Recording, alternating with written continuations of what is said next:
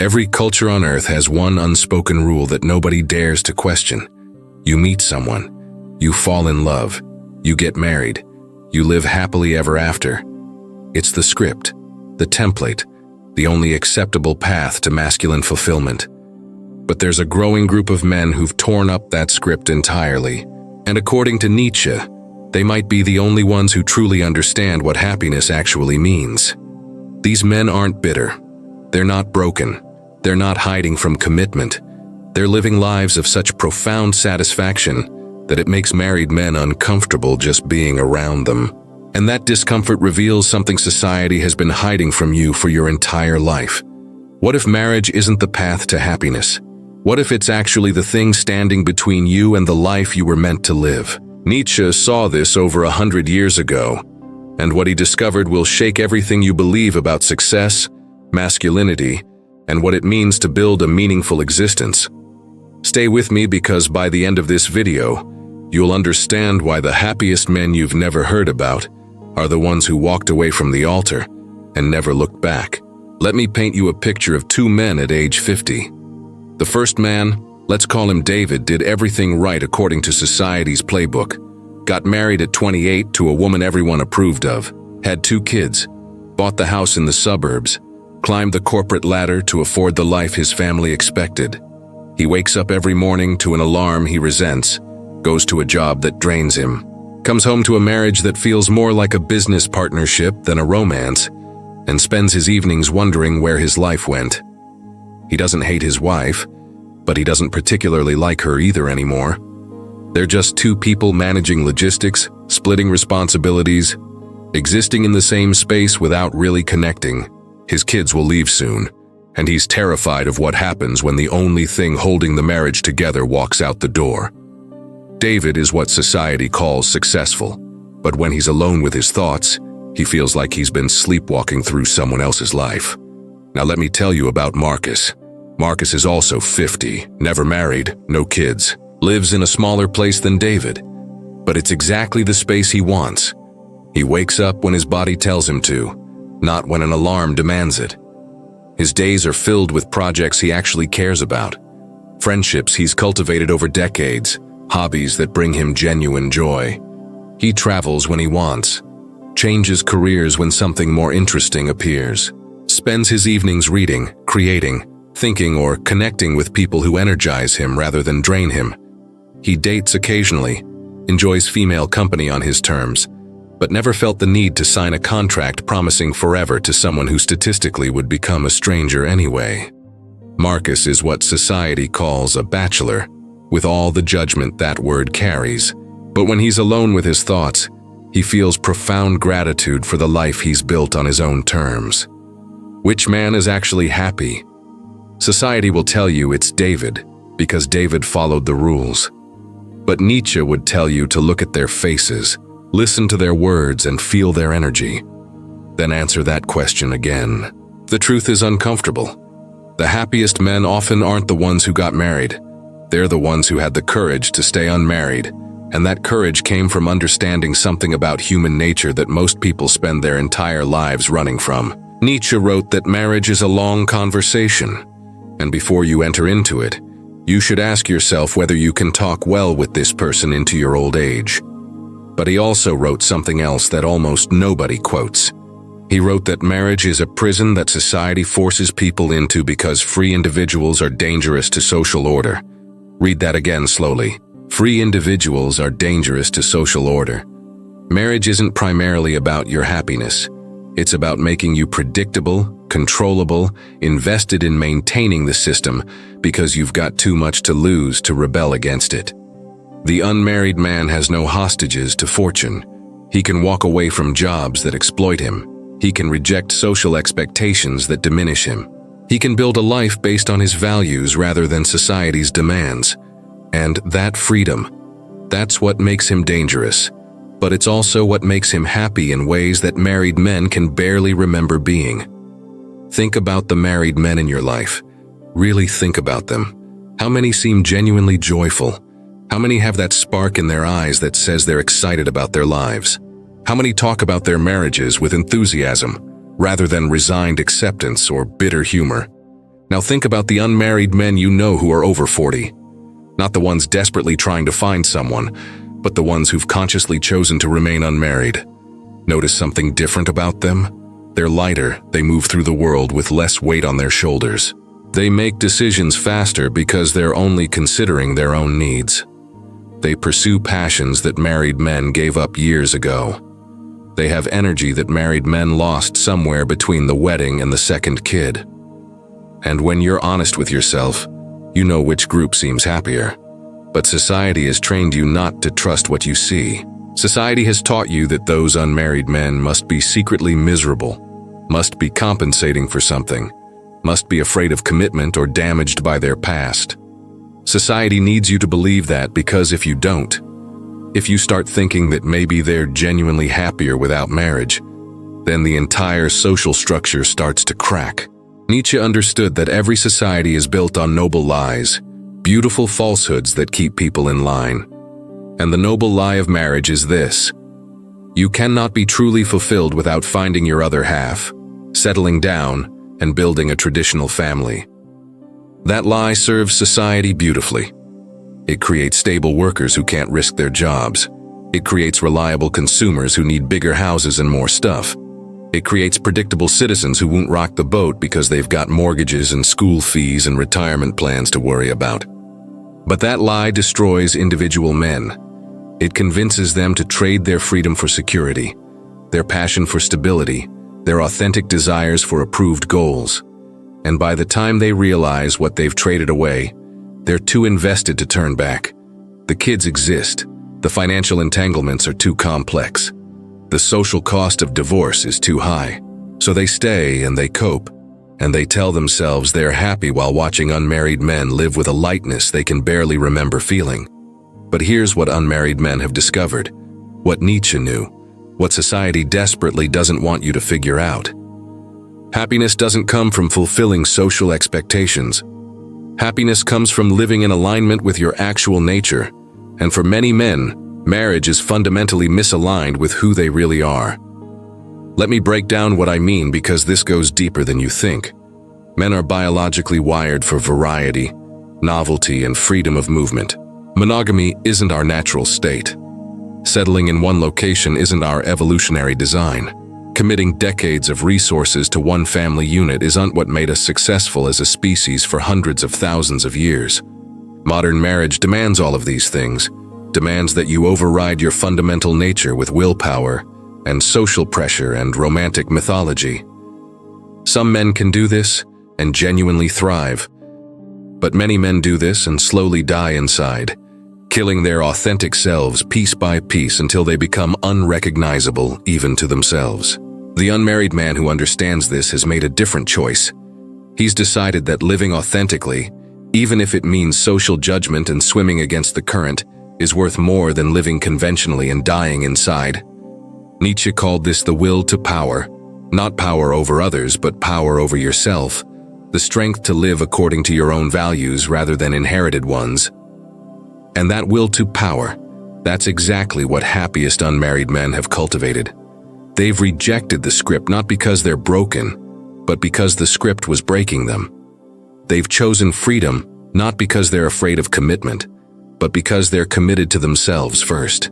They've stayed unmarried not because nobody wanted them, but because they wanted themselves more than they wanted social approval. And that choice, that fundamental choice to prioritize authentic living over conventional success, that's what creates the happiness that married men see and can't understand. Because from inside the cage, freedom looks like loneliness. But from outside the cage, the bars become visible, and you wonder how anyone stays inside voluntarily. Now I need to know something from you, and I want you to be completely honest. What city are you watching this from? Drop it in the comments, because I'm tracking how far this message is spreading, and whether men across the world are starting to question the marriage script at the same time. This might be the most important global shift happening right now, and your comment helps me understand its scope. Now let me show you what research actually says about marriage and male happiness, because the data tells a very different story than the cultural narrative. Study after study shows that married men report higher life satisfaction than unmarried men, and society loves to quote these studies as proof that marriage makes men happy. But when you dig deeper, when you look at what those studies actually measure, the story changes completely. Those studies compare all unmarried men, including men who desperately want marriage but can't find it, men who are divorced and traumatized, men who are isolated and depressed, against married men. Of course, that comparison shows married men ahead. But here's what those studies almost never do. They don't isolate the men who consciously choose to remain unmarried, who've built rich lives outside of marriage, who aren't trying to find a wife but are actively choosing singlehood. When researchers do isolate that group, the happiness gap disappears entirely, and in some studies, it actually reverses. Men who've consciously chosen to stay unmarried, who've built lives they love around that choice, often report happiness levels equal to or higher than married men, and they report much higher levels than divorced men or unhappily married men, which according to most research is somewhere between 30 and 50% of all marriages. Think about what that means. If you're a man considering marriage, you've got maybe a 50% chance of ending up in a happy marriage. You've got a decent chance of ending up divorced, which research shows makes men significantly less happy than staying single. And you've got a substantial chance of ending up in an unhappy marriage that you stay in because divorce would be worse. Those are your odds. Meanwhile, if you consciously choose to stay unmarried and build a life you love around that choice, your odds of long-term happiness are actually quite good. You avoid the divorce risk entirely. You avoid the trapped-in unhappy marriage risk completely. You maintain freedom to adjust your life as you grow and change. Yet society treats the first path as mature and responsible, while treating the second path as immature and selfish. Nietzsche would tell you that reversal of logic, that treating the riskier option as safer and the safer option as riskier, that's how you know you're dealing with social control rather than wisdom. Here's what unmarried men have that married men gave up.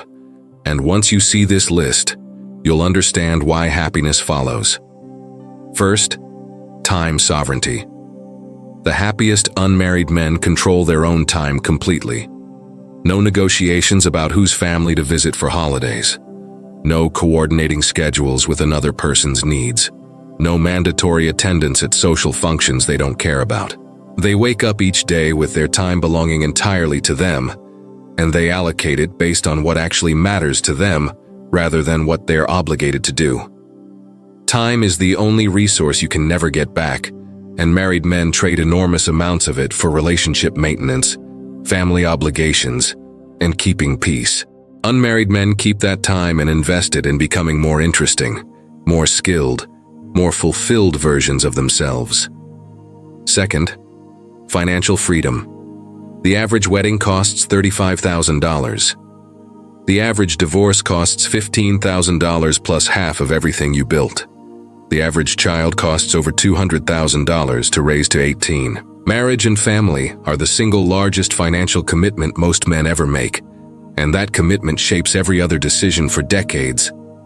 Unmarried men avoid all of that. They invest in themselves, their passions, their interests. They retire earlier or work jobs they love that pay less. They take financial risks that married men cannot afford to take.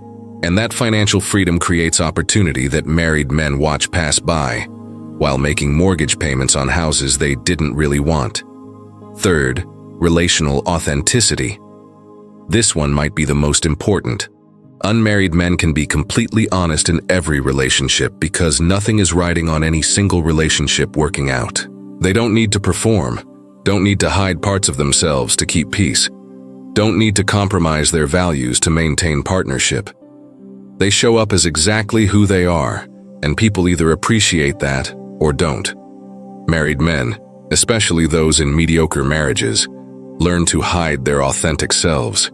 They perform the role of good husband, suppress desires that threaten stability, bite their tongues to avoid conflict. Years of that performance erode your sense of self until you barely remember who you were before you started playing the part. Unmarried men never have to play that part, and that authenticity creates a different quality of happiness than married men can access. Fourth, evolutionary alignment. Men evolved to be explorers, hunters, wanderers, protectors of the tribe, but not anchored to one place or one family unit. Marriage demands the opposite, demands that you become sedentary, predictable, focused on one small unit rather than the broader world. Some men adapt to this easily, but many men feel a constant low-level discomfort, a sense that they're living against their nature, that they're supposed to be doing something else but can't because of obligations. Unmarried men don't feel that discomfort. They can move when opportunity calls. They can explore when curiosity strikes.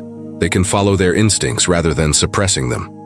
And living in alignment with your evolutionary design creates a baseline of satisfaction that no amount of relationship success can replicate if you're fundamentally misaligned.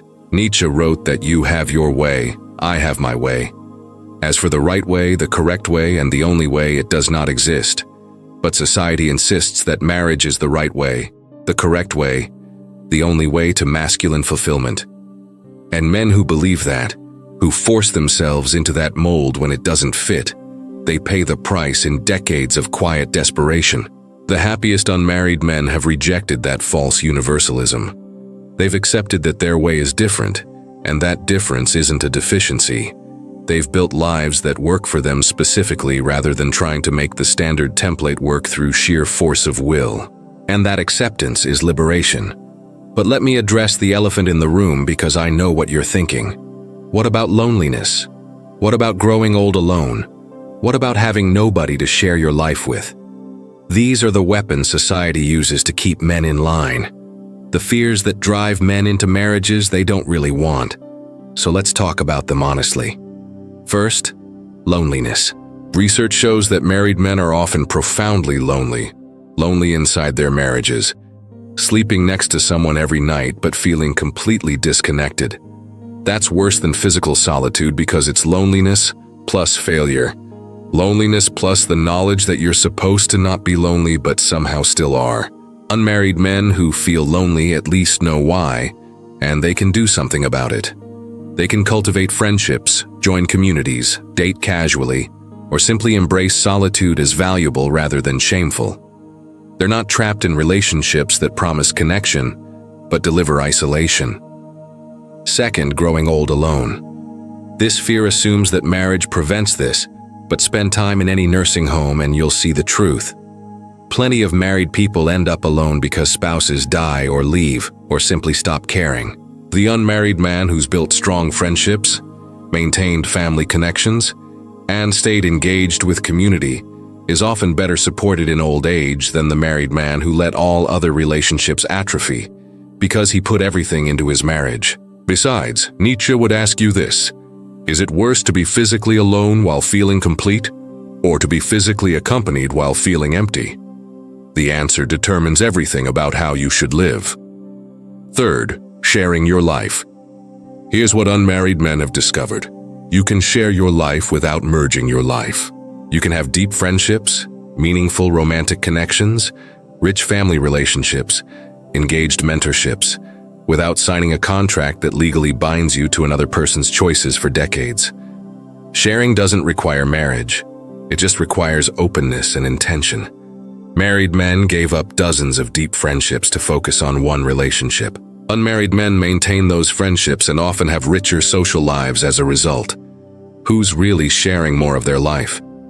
But society has to make you afraid of these things because if you're not afraid, you might actually think clearly about whether marriage serves you. And for many men, honest reflection reveals that it doesn't, that it never did, that they only wanted marriage because everyone told them they should want it.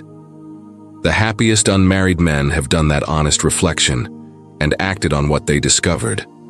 They've faced their fears and realized most of them were installed by culture rather than genuine concerns.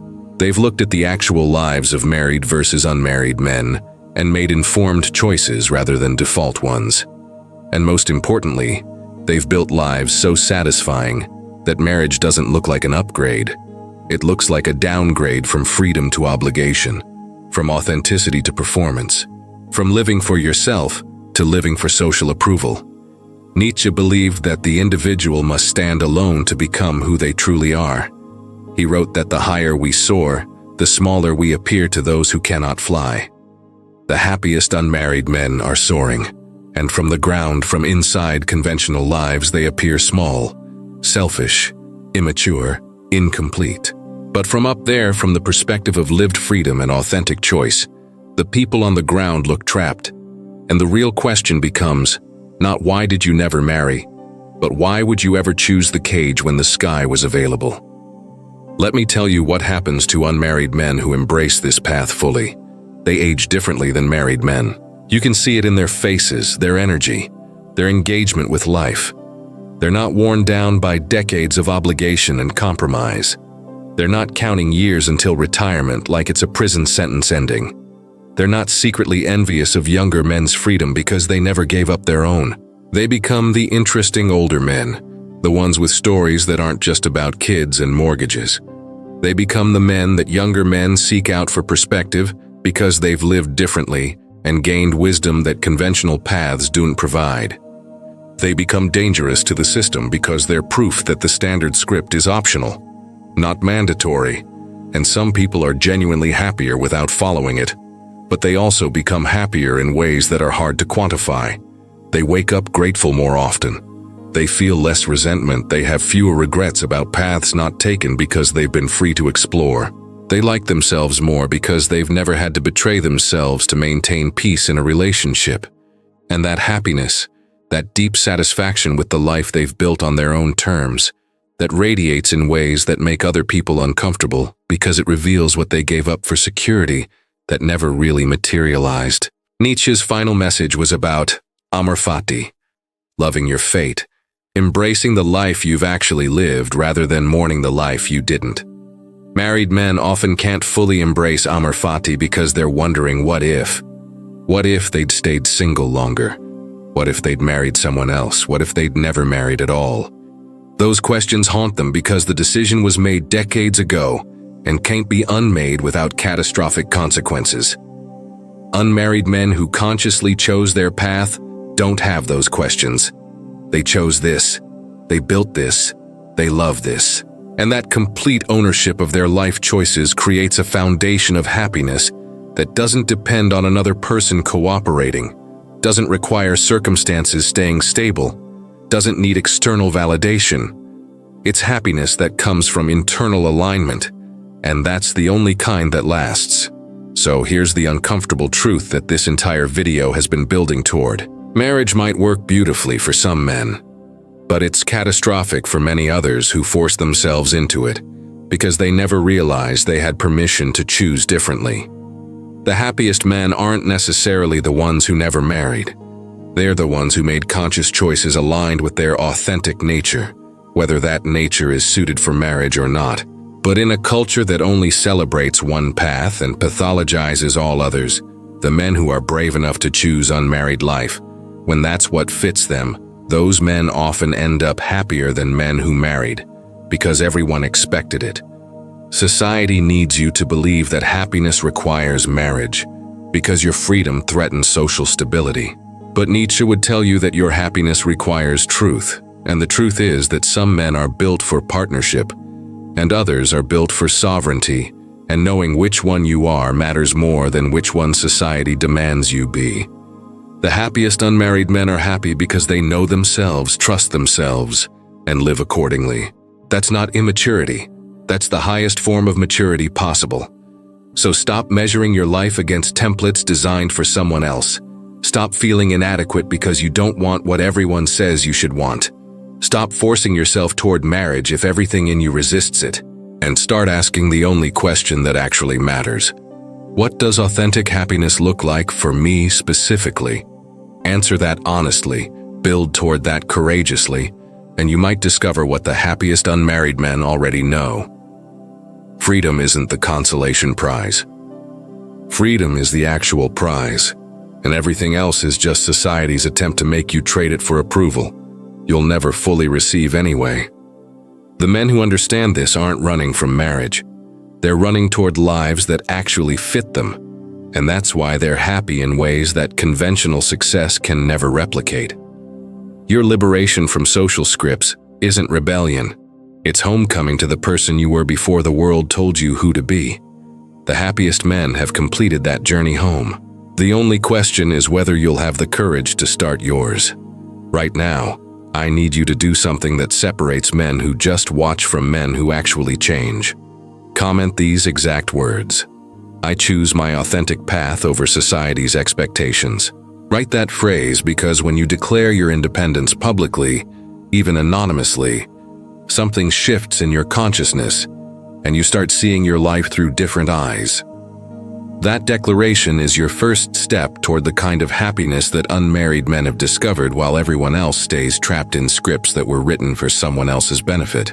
Men all over the world are writing this phrase right now and claiming permission to build lives that actually fit them instead of forcing themselves into templates that slowly kill their spirit. Make your declaration and join them, because that community of conscious men is the support system you'll need when you start swimming against the cultural current. Subscribe to this channel immediately, because the next video reveals something even more radical about modern masculinity that will challenge every remaining assumption you have about what men need to thrive. The men who see that next video before making major life decisions are the ones who avoid decades of regret by understanding truths that society actively hides from you. You need to see this before you make any permanent commitments, because what's coming will change how you see every choice in front of you right now.